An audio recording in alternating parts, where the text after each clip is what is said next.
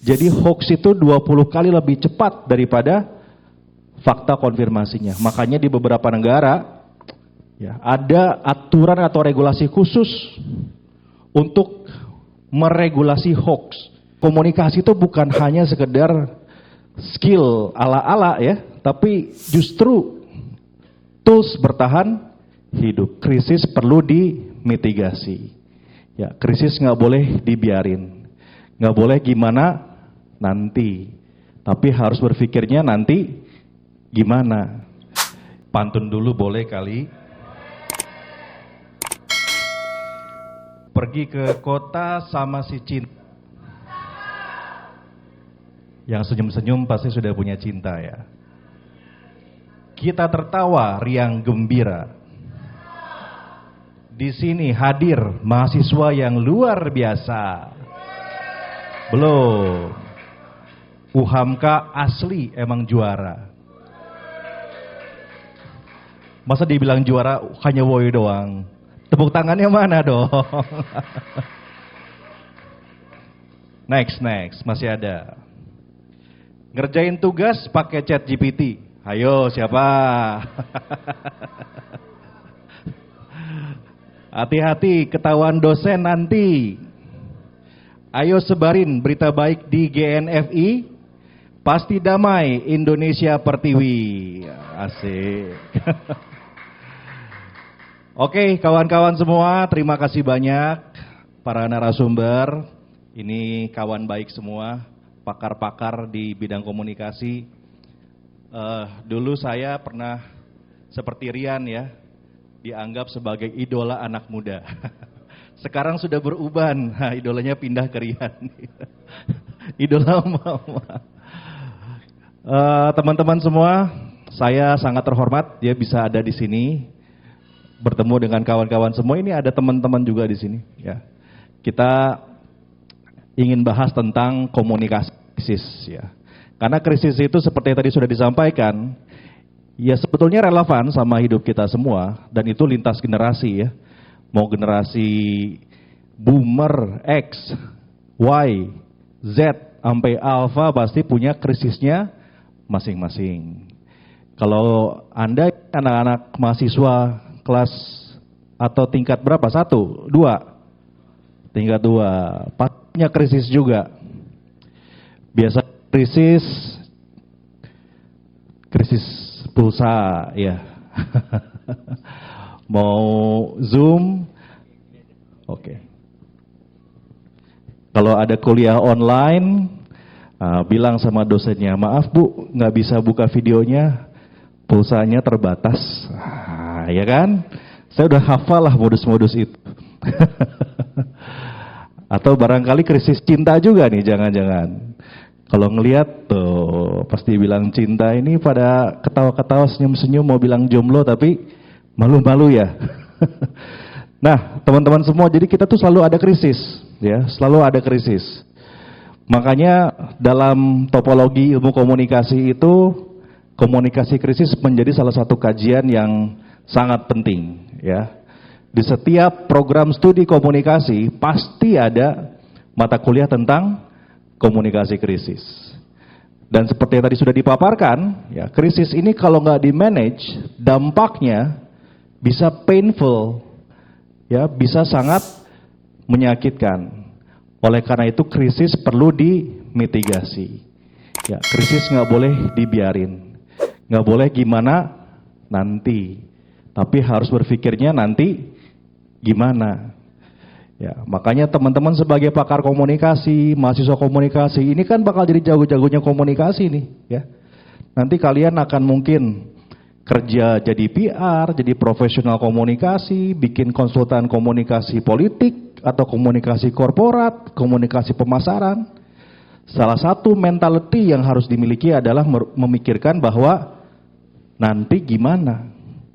Ya, gimana kalau produk saya nggak laku? Gimana kalau produk saya ini punya indikasi berbahaya? Gimana kalau produk saya ini ya dikritisi dan seterusnya. Artinya sikap mental bahwa kita berpikir nanti gimana itulah ya yang jadi spirit dari komunikasi krisis. Saya coba menyederhanakan ya pembahasan tentang komunikasi krisis ini agar tidak menjadi area yang abstrak di antara kita semua, sehingga setiap dari teman-teman dan kita semua menganggap bahwa komunikasi krisis itu penting. Saya akan kasih contoh ya bagaimana pentingnya komunikasi krisis di dunia nyata nanti ya, apalagi sekarang kita mau tidak mau ya ada pengaruh pada dunia digital. Ya. Saya yakin semua yang ada di ruangan ini pasti punya akun sosial media. Makanya kalau gitu saya tanyanya bukan siapa yang punya sosmed, tapi siapa yang nggak punya sosmed? Coba acungkan tangan. Ada nggak? Adakah di antara kawan-kawan yang tidak punya akun sosmed? Nggak akan ada. Mungkin pertanyaan yang lebih relevan, apakah ada yang punya akun sosmednya 2? Ada. 1 akun beneran. Yang kedua akun tahu juga itu modusnya saya. Ya, karena istri saya juga begitu, punya akun kedua juga tuh. Ya. Jadi struktur komunikasi kita itu sudah berubah sekarang. Ini gara-gara teknologi. Ya, teknologi ini membuat pada akhirnya teori, konsepsi, konstruksi komunikasi yang selama ini kita pahami itu berubah total. Ya, dulu kita gampang banget memahami komunikasi. Komunikasi satu arah, komunikasi 2 arah, gitu. Komunikasi pasif, komunikasi interaktif. Sekarang dengan ada sosial media, dengan ada AI, ya. Kalau kita lagi komunikasi sama ChatGPT, itu komunikasi 1 arah atau 2 arah coba? Kira-kira. Bingung kan kita jawabnya ya? Ngomong 2 arah lah, bukan manusia nih yang kita hadapin. Tapi kita lagi kayak ngobrol ya. Ya, kadang-kadang bahkan kalian marah-marah juga sama ChatGPT gitu. Ya kan? Komunikasi apakah itu? Ya, karena kalau dibilang interaktif juga enggak. Ya. Masalahnya yang kita hadapin itu bukan mesin biasa ya, tapi mesin yang bisa memahami bahasa kita.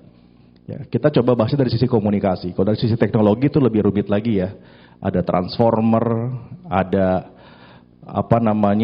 ada regresi dan semacamnya gitu ya. Itu semuanya sebetulnya adalah probabilistik matematika aja.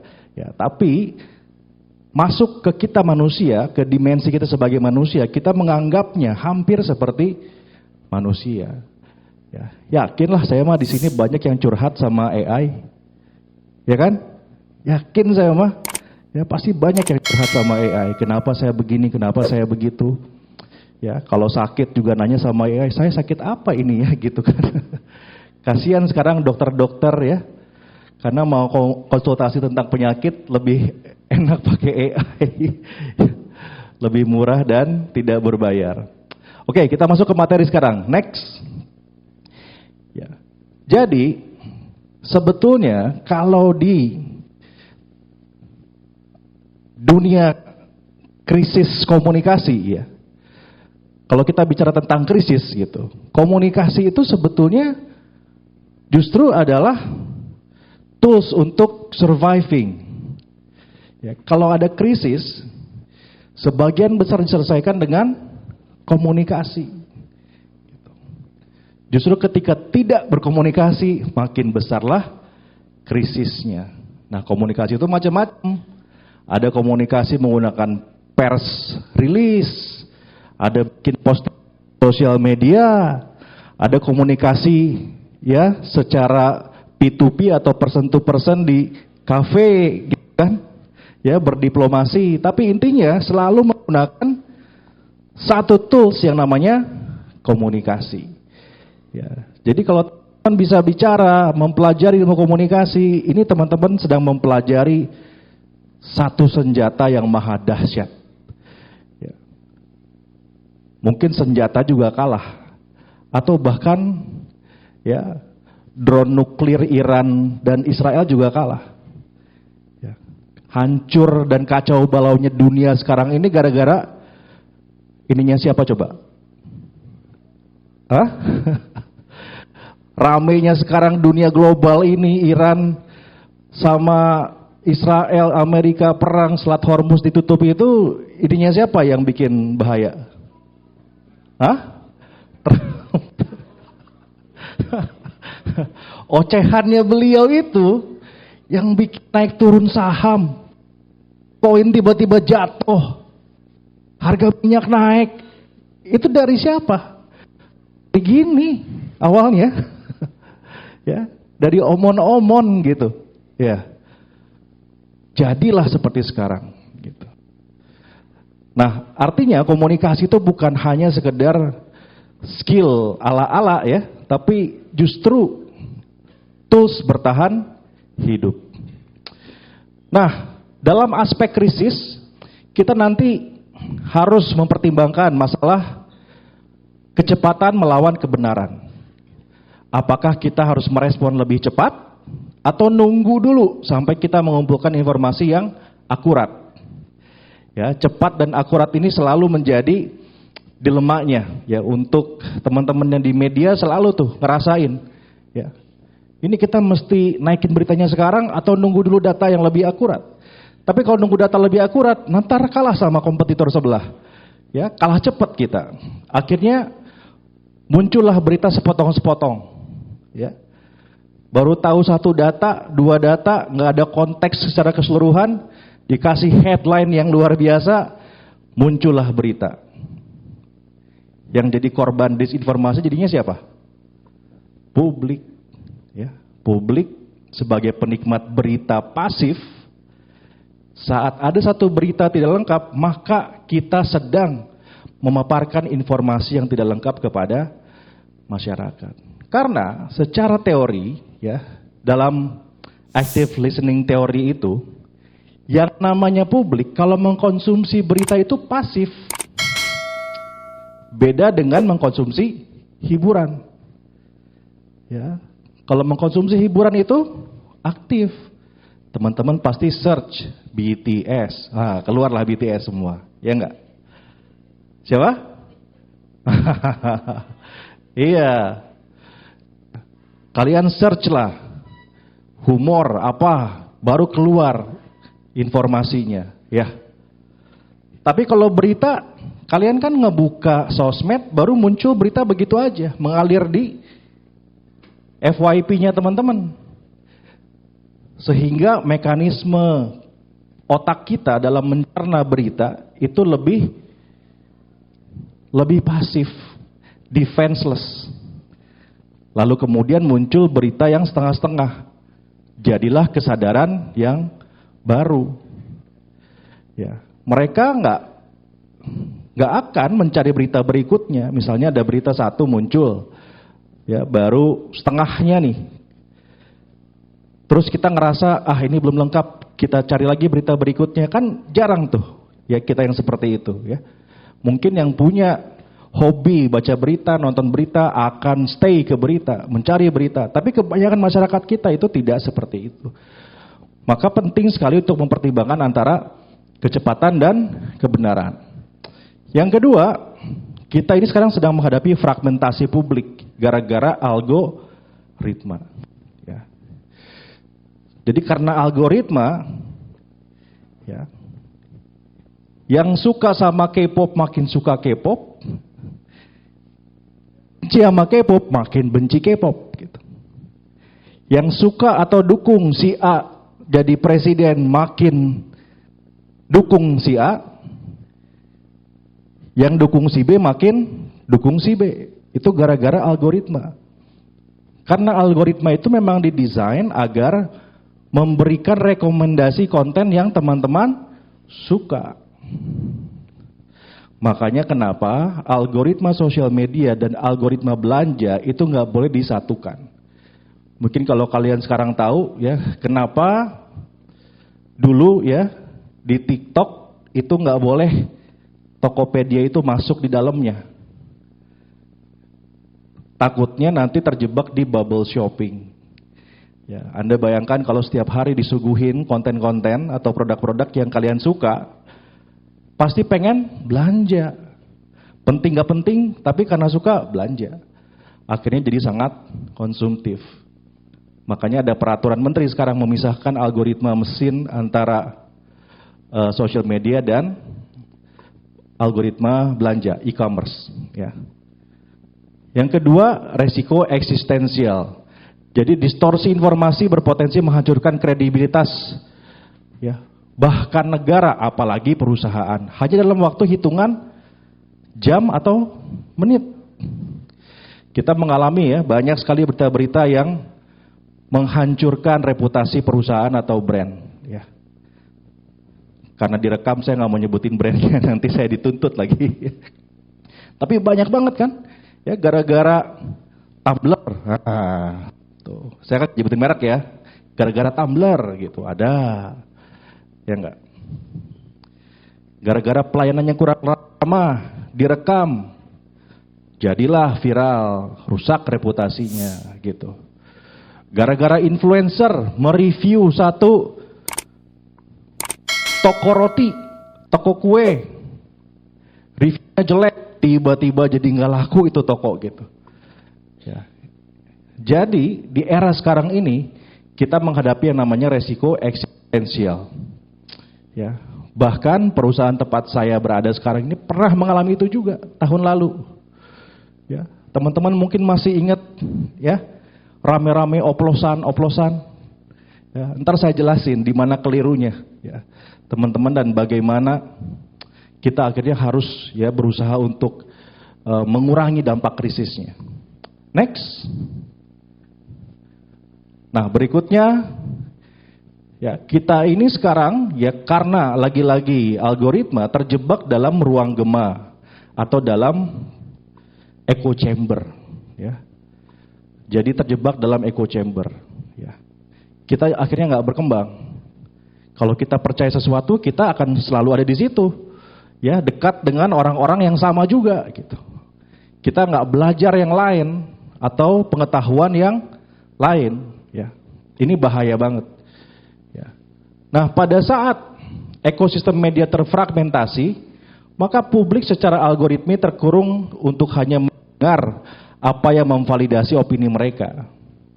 Disinformasi pun ya pada akhirnya terus ya, membuat keyakinan kita pada informasi yang keliru tadi. Nah, pada saat ada disinformasi, lalu kita merespon dengan cara yang salah. Ini kan krisis ya.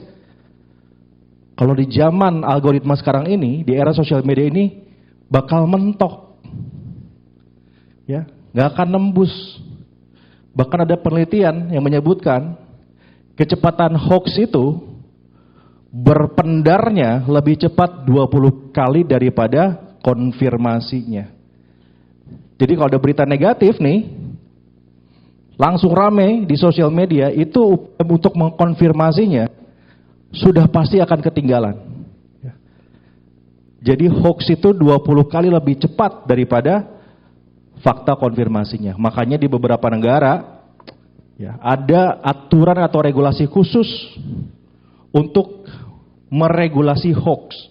Kayak di Singapura ini ada yang namanya POFMA, Protection of Falsehood Manipulation Act. Jadi kalau seseorang sengaja membuat informasi yang tidak benar atau hoax atau bahkan disinformasi, maka dia wajib untuk mencantumkan atau ngeposting informasi yang benarnya di sosial media dia juga. Kalau enggak akan dibekukan akunnya. Yaitu adalah upaya untuk bisa menjaga ruang informasi itu berkualitas. Siap. Next. Nah, ada satu teori namanya situational crisis communication theory. Ini adalah teori untuk bisa kita memetakan krisis ya, dilihat dari situasi-situasinya. Ya, SCCT teori, teman-teman bisa browsing. Jadi ada baiknya ketika ada krisis kita kategorikan dalam matriks-matriks, ya. Krisis ini damage-nya seperti apa, krisis yang ini damage-nya seperti apa, agar responnya juga bisa lebih tepat. Ya, karena setiap krisis memerlukan respon yang berbeda-beda, nggak bisa sama. Ya. Yang paling penting adalah begini. Saat kita mau memitigasi krisis, kita harus tahu siapa audiensnya. Siapa orang yang mau kita ajak berkomunikasi. Ya, misalkan contoh ya. Ada krisis nih terjadi di masyarakat tapi di pedesaan. Kira-kira kalau kita ngasih konfirmasinya lewat sosmed bakal nyampe nggak? Nggak nyampe. Mungkin harus lewat TV, ya, lewat iklan, atau lewat balai desa barangkali gitu. Atau lewat para tokoh agama atau tokoh publik daerahnya, itu lebih efektif. Tapi kalau kita punya krisisnya terjadi sosial media, lalu kita bantah lewat pers release, efektif nggak? Nggak akan efektif, karena pers release masuknya ke pemberitaan. Jadi krisisnya di mana, kita konfirmasinya di mana. Nah ini penting ya. Jadi komunikator, pesan, media ke audiens itu harus tepat. Siapa yang harus ngomong dan siapa yang nggak boleh ngomong, ini juga penting. Karena komunikasi itu bukan hanya tentang siapa yang bicara, tapi juga siapa yang nggak boleh bicara. Karena kalau satu pesan disampaikan oleh komunikator yang tidak tepat atau salah, maknanya bisa berubah. Gitu. Next. Nah, jadi di era seperti ini, ketika ada krisis, yang harus dilakukan oleh perusahaan adalah membangun echo chamber yang baru. Agar apa? Agar algoritmanya dimenangkan oleh echo chamber yang baru. Sehingga akan semakin banyak orang masuk ke echo chamber kita. Jangan sampai justru malahan ketika ada krisis, kita masuk ke echo chambernya mereka. Artinya kita mesti bikin ya satu konten atau produk komunikasi yang jauh lebih masif atau besar daripada hoaxnya atau krisisnya. Ya. Logiknya mungkin seperti itu. Next. Nah, ini kemarin sempat terjadi ya. Sebelum tanggal 1 April beredar hoax di mana-mana. BBM akan naik, BBM akan naik. Banyak sekali. Saya kebetulan bertugas di Pertamina. Saya tahu sendiri bahwa BBM memang tidak akan naik ya. Heran juga ini siapa nih yang nyebarin informasi kayak begini. Ya. Tapi karena kita sudah tahu bagaimana caranya untuk menanggulangi itu, maka kita bangun echo chamber yang baru. Teman-teman melihat ya di sosial media, ya, informasi itu langsung terbelah menjadi dua. Satu, ada proksi informasi yang menyebarkan bahwa BBM akan naik, dan teman-teman akan lihat juga informasi yang mengatakan bahwa BBM tidak akan naik. Jadi sengaja dibelah agar kita membangun echo chamber yang baru. Jangan merespon yang ini. Karena kalau teman-teman merespon yang ini akan semakin besar ya krisisnya. Ya. Masalahnya krisis seperti ini fatal banget. Teman-teman kalau lihat ya beritaan ada yang ngantri di SPBU. Ya. Itu bukan karena stoknya habis, karena panik buying. Jadi stok di setiap SPBU itu kan terbatas. Kalau misalkan waktu membeli semuanya, habis kan stoknya. Walaupun besoknya akan kirim lagi BBM-nya gitu.